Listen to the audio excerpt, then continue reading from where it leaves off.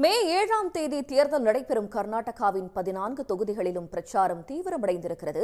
நட்சத்திர வேட்பாளர்கள் போட்டியிடும் ஷிமோகா தொகுதி பிரச்சார களத்தில் இருந்து இணைகிறார் செய்தியாளர் குணசேகரன். குணசேகரன், தற்போது அங்கே பிரச்சாரம் எந்த அளவிற்கு சூடுபிடித்திருக்கிறது? கள விபரங்கள்.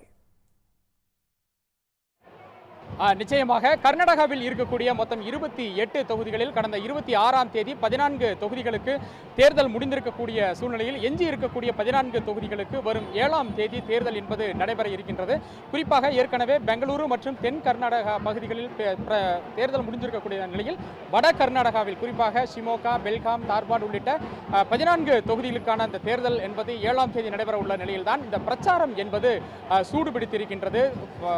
வட தென் கர்நாடகாவில் முக்கியத்துவம் கொடுத்திருந்த அரசியல் கட்சியினர் தற்பொழுது வட கர்நாடகத்தில் இருக்கக்கூடிய தொகுதிகளில் முக்கியத்துவம் கொடுத்து ஒரு தீவிரமான பரப்புரையில் ஈடுபட்டு வருகிறார்கள். இந்த 14 தொகுதிகளிலுமே காங்கிரஸ் மற்றும் பாஜக என இருமுனை போட்டி என்பது நிலவுகிறது. தற்பொழுது நான் இருக்கக்கூடிய இந்த ஷிமோகா தொகுதி அப்படிங்கிறது மிகவும் ஒரு முக்கியத்துவம் வாய்ந்த தொகுதியாக பார்க்கப்படுகின்றது. நட்சத்திர வேட்பாளர்கள் போட்டியிடக்கூடிய காரணத்தால் இந்த தொகுதியின் மீது அதிகமான கவனம் பதிந்திருக்கின்றது. குறிப்பாக முன்னாள் முதலமைச்சர் எடியூரப்பாவினுடைய மகன் ராகவேந்திரா ஏற்கனவே இந்த தொகுதியினுடைய எம்பியாக இருக்கிறார்.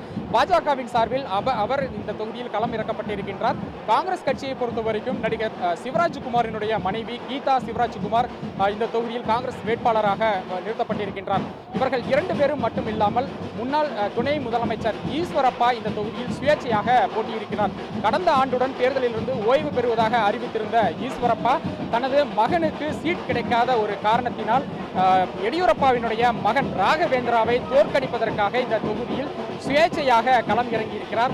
அவர் 6 ஆண்டுகளுக்கு சஸ்பெண்ட் செய்யப்பட்டிருந்தாலும் கூட அவர் சுயேட்சையாக இந்த தொகுதியில் போட்டியிடுகிறார். அவருக்கு கரும்பு விவசாயிகள் சின்னம் ஒதுக்கப்பட்டிருக்கின்றது.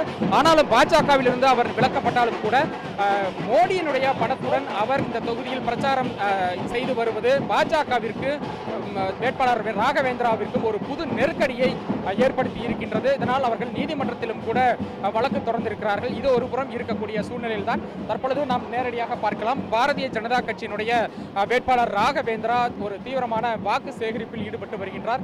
ஏற்கனவே அந்த சுயேட்சை வேட்பாளர் ஈஸ்வரப்பாவுடன் சேர்ந்து இந்த தொகுதியில் மட்டும் ஒரு மும்முனை போட்டி என்பது நிலவக்கூடிய சூழ்நிலையில் பாஜக ஓட்டுகளை கூட இவர்களால் தக்க வைக்க முடியுமா என்பதும் ஒரு கேள்விக்குறியாக இருக்கின்றது. ஏனென்றால் இந்த உட்கட்சி பூசல் என்பது இந்த ஷிமோகா தொகுதியில் அதிகமாகவே காணப்படுகின்றது.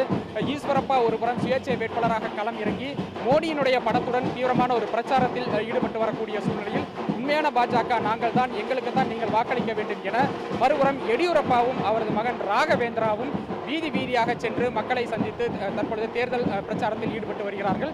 இவர்களுக்கு மத்தியில் காங்கிரஸ் வேட்பாளரை பொறுத்தவரைக்கும் சிவராஜ்குமார் தனது மனைவியை ஜெயிக்க வைப்பதற்காக அவரும் ஒரு தீவிரமான களப்பிரச்சாரத்தில் ஈடுபட்டு வருகிறார். அவர் மட்டும் இல்லாமல் கீதாவினுடைய சகோதரர் அமைச்சர் மது பங்காரப்பாவும் ஒரு தீவிரமான வாக்கு சேகரிப்பில் ஈடுபட்டு வருகிறார். இதுபோன்று இந்த முக்கியத்துவம் வாய்ந்த இந்த தொகுதியில் ஒரு 3 கட்ட அனல் பறக்கும் வேட்பாளர்களுடைய பிரச்சாரத்தால் இந்த ஷிமோகா தொகுதியே ஒரு பரபரப்பான ஒரு சூழலாக காட்சியளிக்கின்றது. பாஜக ஏற்கனவே எம்பியாக இருக்கக்கூடிய இந்த தொகுதியை தக்க வைக்குமா அல்லது ஈஸ்வரப்பா சுயேட்சையாக போட்டியிடுவதால் இந்த தொகுதியில் இழக்குமா என்பதையும், அதே போன்று தற்பொழுது களமிறக்கக்கூடிய காங்கிரஸ் வேட்பாளர், காங்கிரஸ் கட்சியினுடைய வாக்குறுதிகள் காங்கிரஸ் வேட்பாளர் கீதா சிவராஜ்குமாரை ஜெயிக்க வைக்குமா என்பதை நாம் பொறுத்திருந்துதான் பார்க்க வேண்டும். தங்களுடைய கள விபரங்களுக்கு நன்றி குணசேகரன். உடனுக்குடன் செய்திகளை தெரிந்து கொள்ள சன் நியூஸ் பெல் ஐகானை கிளிக் பண்ணுங்க.